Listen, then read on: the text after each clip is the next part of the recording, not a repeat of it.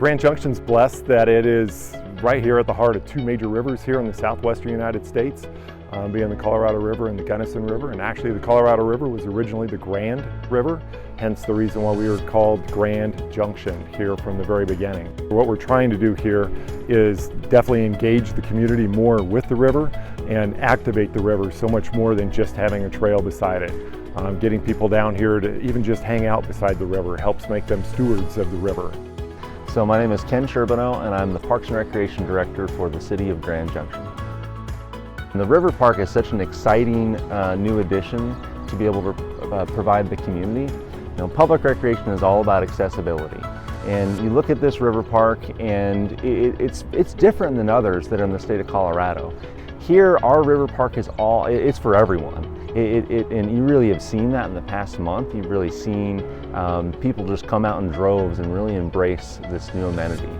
From a deeper perspective, we're also encouraging manufacturers of outdoor equipment to come and bring their headquarters here around this ideal Google-like setting right next to the Colorado River, where their employees can easily bike from virtually anywhere in the valley.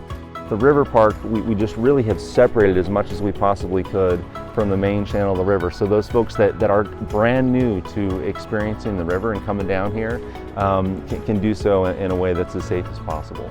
We really strongly recommend that everyone that's here in the river park wear a life jacket. We've been able to partner with a nonprofit, the Save a Life Loaner Life Jacket Program, and they have provided life jackets. The boat ramp actually makes that much more of the river accessible. Before we had about 9 miles in between two boat ramps, and later on in the season that makes for a fairly long trip.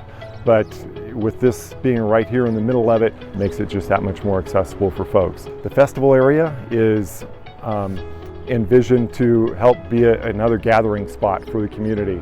But rather than having a bunch of vendors that have to have their own little generators and have to bring their own water and lugging that out there, we've provided essentially hookups for those to happen there and to help maintain the ambiance of what a festival really is and not listening to generators.